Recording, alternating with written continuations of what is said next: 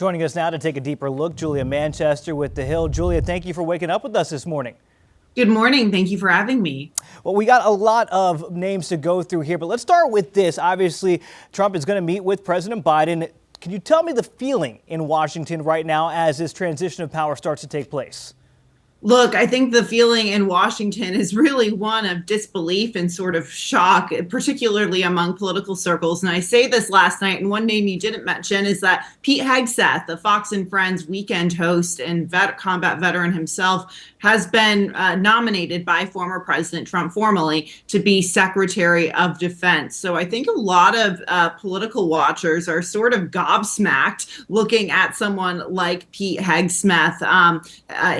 He's certainly someone who, fits the bill for, what Trump is looking for. He's on TV. He's telegenic, for example. But a lot of people in the defense community, a lot of Republicans, even on Capitol Hill, sort of scratching their heads today. But ahead of this meeting between Trump and Biden, look, remember, this isn't something we've seen in roughly 8 years. You'll remember 4 years ago, President Biden did not get invited to the White House by President-elect Trump. So this will be the beginning of a very public transition of power. Democrats say it's important to carry this out and that they're essentially setting an example. Julia, how awkward do you think this meeting will be? You've got Trump who, gave the keys, although he didn't want to Biden. Now he's basically taking the keys back from Biden. You've got Biden who called Trump supporters trash. You've got Trump, who's called him old forgetful Joe over the years. I mean, this is just, I can't imagine a more awkward moment between these two as you almost do a victory lap in Washington with Trump today during this meeting. Yeah, I think awkward is a good way to put it. And remember, the last time these two men have seen eye to eye, or met eye to eye, I should say, in person, was in the end of June during that first presidential debate, which essentially set in motion the events for President Biden to drop out of the presidential race.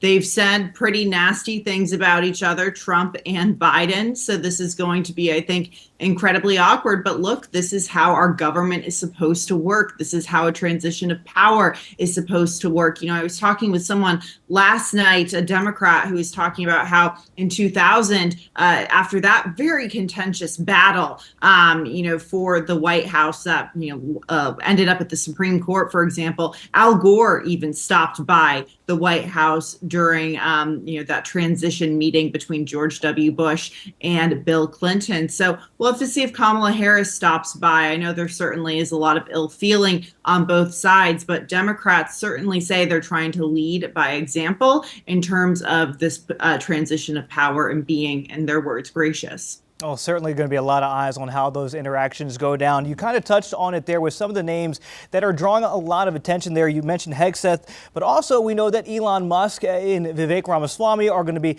heading up this new Department of Government Efficiency, or DOGE, to kind of make light of DOGE and Elon Musk's venture there. How is that going to work? Because it's not necessarily going to be a government office. So what is the reaction to Washington insiders on this?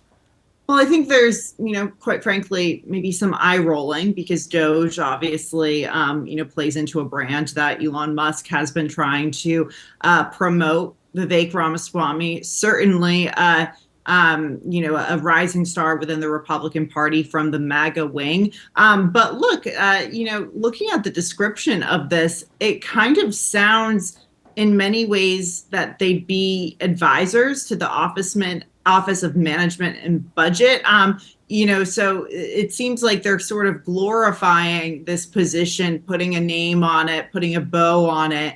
But we'll have to see. I mean, maybe this could be something new in many ways, but sort of, digging in on this theme of smaller government, cutting back on bureaucracy and government spending. Julia, when we look at the Republicans now having really a total control of Congress, as we look at this transition of power, what do we even expect on Capitol Hill? Not just what's happening in the White House with those closest to Trump, but even just Congress and this transition of power and Trump asking some of the senators stay home while I try to get some of these appointed and fast-tracked. Just the dynamic in these next 68 days are going to be very different from what we saw 4 years ago?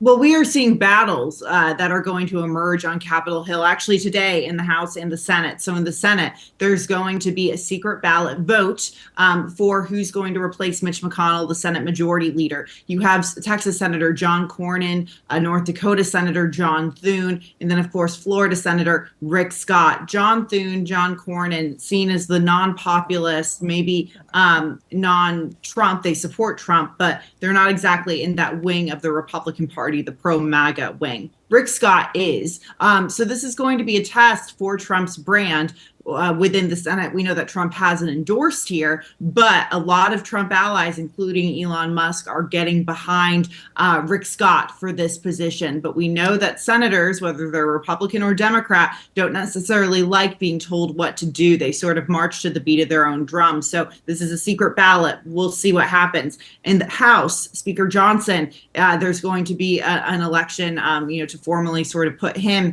in place. And we know that from our reporting from my colleague from Michael Schnell, for example, the Freedom Caucus and the conservative wing of the House conference is pushing to challenge Mike Johnson. So that'll be something to watch out for on Capitol Hill today. And Julia, we are short on time here, but I do want to ask you, we know that locally here we see Michelle Morrow, who ran for state superintendent, did not win there, and former Congressman Mark Walker, who dropped out of his race. Two North Carolina people looking for roles in the Trump administration. Not going to ask you to speculate if they'll get jobs, but is this kind of a sign that if you were loyal to Trump over the past 4 years, past 8 years, you got a chance to be in the administration? No question. Trump loves loyalty, and you are seeing that reflected in his picks so far between Kristi Noem, even Pete Hegseth. These are all people who have expressed loyalty for Trump over a prolonged period of time. That's something he prioritizes.